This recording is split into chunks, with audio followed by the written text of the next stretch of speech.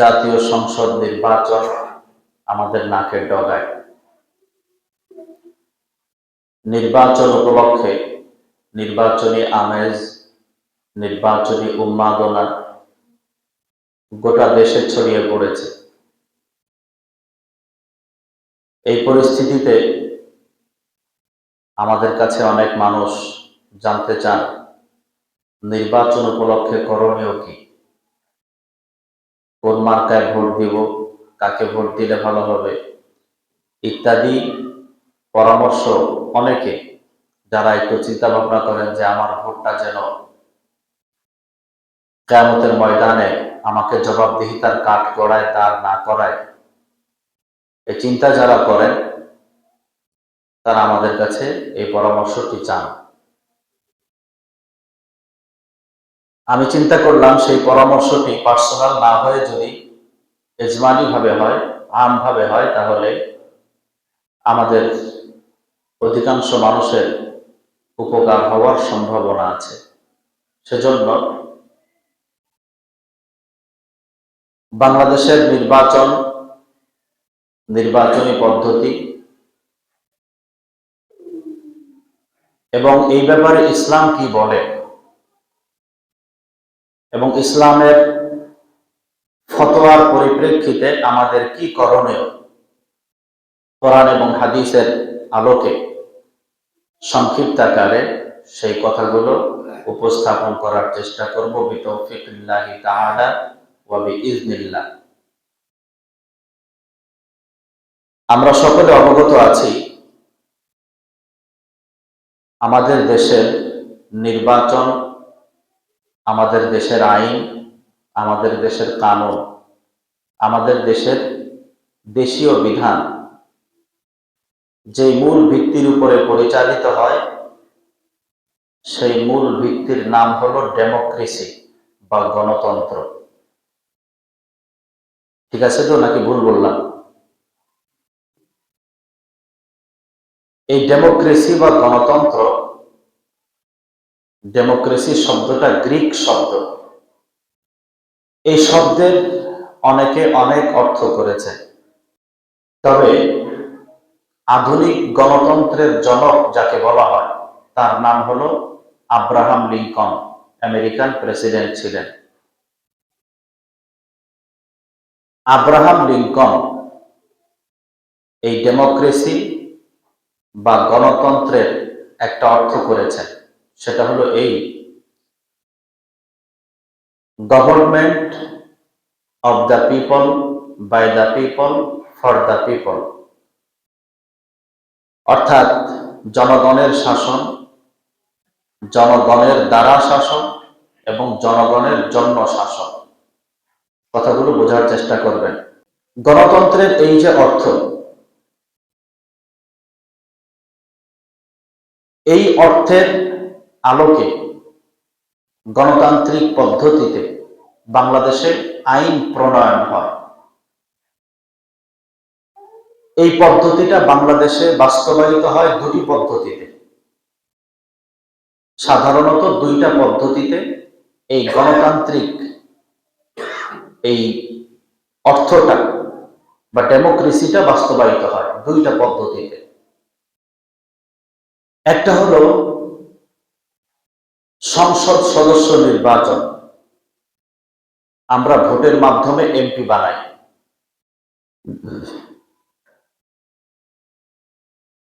তারা সংসদে গিয়ে আইন প্রণয়ন করেন, এটা হলো একটা পদ্ধতি। আর একটা পদ্ধতি হলো গণভোট। দেশের রাষ্ট্রবিজ্ঞানী সহ এরকম যারা বুদ্ধিজীবী আছে, তারা একটা আইন প্রণয়ন করে দেন পরামর্শের ভিত্তিতে। ওই আইনটা চলবে কি চলবে না এইটার উপরে গণভোট হয়। গণভোটে যদি হ্যাঁ জয়যুক্ত হয়, তাহলে ওই আইনটা বাস্তবায়ন করা হয়। আর যদি না বাস্তবায়ন হয়, গণভোটে যদি না জয়ী হয়, তাহলে সেই আইনটা বাস্তবায়ন করা হয় না। এখন আসুন এই মতবাদকে ইসলাম স্বীকৃতি দেয় কি দেয় না, এবং এই মতবাদের ব্যাপারে ইসলাম কি বলে। প্রিয় ভাই সব, যতটুকু আলোচনা হলো এর থেকে আমরা বুঝতে পারলাম গণতন্ত্র বা গণতন্ত্রের অর্থের মধ্যে একবারও আল্লাহ এবং তার রাসূল, কোরআন এবং সুন্নাহর কথা ব্যবহৃত হয়নি। একবারও আল্লাহর নাম নেওয়া হয়নি, আল্লাহর রাসূলের নাম নেওয়া হয়নি, কোরআনের কথা বলা হয় নাই, হাদিসের কথা বলা হয় নাই। যা বলা হয়েছে সবটাই জনগণের। এক কথায় গণতন্ত্রের অর্থ যদি প্রকাশ করতে হয় তাহলে বলতে হবে সকল ক্ষমতার কেন্দ্রবিন্দু জনগণ। গণতন্ত্রের মৌলিক কথাই হলো এটা, যে সমস্ত ক্ষমতার মালিক কারা? জনগণ। আপনাদের কাছে প্রশ্ন করি, সকল ক্ষমতার মালিক কে? আর একটু জোরে বলেন কে? এই কথার মধ্যে কোনো সন্দেহ আছে? এই কথার মধ্যে তো সন্দেহ নাই, আমরা বিশ্বাস করি। এবার আসুন কোরআন থেকে এর কিছু দলিল নেই। আল্লাহ রাব্বুল আলামিন সূরাতুল মুমিনুনের মধ্যে তার হাবিবকে প্রশ্ন করেছেন, কুল মান বিয়াদিহি মালাকুতু কুল্লি শাই। রাসূল, আপনি বলেন তো, মান বিয়াদিহি মালাকুতু কুল্লি শাই, সকল জগতের, মহাজগতের একচ্ছত্র মালিকানা, সর্বময় ক্ষমতার মালিক কে? কে প্রশ্ন করেছেন? আল্লাহ প্রশ্ন করেছেন তার হাবিবকে। আল্লাহর হাবিব তো চোখ বুজা জবাব দিচ্ছেন। তারপরেও আল্লাহ তাআলা তিনি তার জায়গা থেকেও জবাবটা গোটা মানব মণ্ডলীকে শিখায় দিয়েছেন। জবাবটা আল্লাহ তাআলা নিজে দিয়ে বলছেন, কুলিল্লাহুম্মা মালিকাল মুলক তু'তিল মুলকা মান তাশাউ ওয়া তানজিউল মুলকা মিম্মান তাশাউ ওয়া তু'ইজ্জু মান তাশাউ ওয়া তুযিল্লু মান তাশাউ বিয়াদিকাল খায়র ইন্নাকা আলা কুল্লি শাইইন কাদির। আল্লাহ তাআলা বলেন, হে রাসূল আপনি বলে দিন, আল্লাহুম্মা মালিকাল মুলক, হে আল্লাহ তুমি মহাজগতের একচ্ছত্র মালিক, সকল ক্ষমতার একমাত্র উৎস হলে তুমি।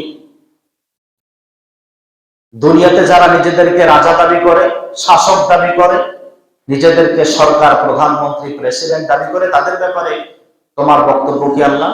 আল্লাহ বলছেন, তু'তিল মুলকা মান তাশা ওয়া তানজিউল মুলকা মিম্মান তাশা। আমি আল্লাহ যারে চাই ক্ষমতা দেই, আর যারে চাই, যার থেকে চাই ক্ষমতাকে ছিনায় নেই। একদম প্রশাসনের উচ্চ পদস্থ থেকে তৃণমূল পর্যন্ত যদি ওই ব্যক্তি নিজের আত্মীয় স্বজনও ঢুকায় রাখে,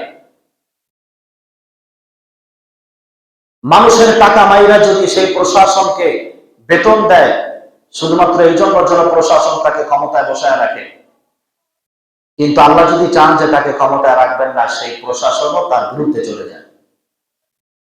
কথাটা মনে হয় মিথ্যা বলে ফেললাম? এরকম ঘটনা আমাদের সামনে ঘটে গেল না? তাহলে এই আয়াত এর দ্বারা বুঝতে পারলাম ক্ষমতার একচ্ছত্র মালিককে। আল্লাহ তাআলা অন্য জায়গায় বলেছেন সূরাতুল আনআম, ইনিল হুকমু ইল্লা লিল্লাহ, ক্ষমতা, হুকুম, বিধান প্রণয়নকারী কেবলমাত্র, একমাত্র, শুধুমাত্র আল্লাহ রাব্বুল আলামিন। আল্লাহ তাআলা তাদের ব্যাপারে ফতোয়া দিয়েছেন যারা নিজেরা বিধান প্রণয়ন করে, হুকুম যারা নিজেরা বানায়, আল্লাহর বিধানকে বাদ দিয়ে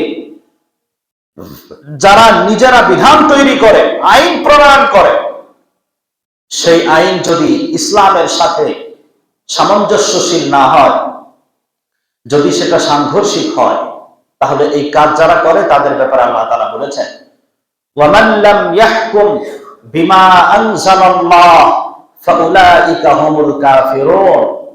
অন্য জায়গায় আল্লাহ বলেছেন ফাউলাইকা হুমুজ জালিমুন, অন্যত্র আল্লাহ তাআলা বলেছেন ফাউলাইকা হুমুল ফাসিকুন।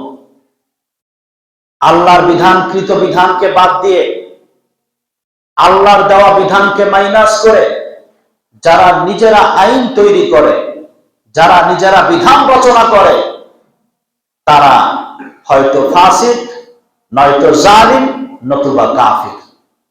ফতোয়া কে দিয়েছেন? আল্লাহ তাআলা দিয়েছেন। এইসব কথা দ্বারা বোঝা গেল গণতান্ত্রিক পদ্ধতিতে নির্বাচন, এবং সেই নির্বাচনের মাধ্যমে আপনি আমি সংসদ সদস্যদেরকে নির্বাচিত করছি, তারা গিয়ে আইন প্রণয়ন করছে, গোটা প্রক্রিয়া ইসলাম সাপোর্ট করে না।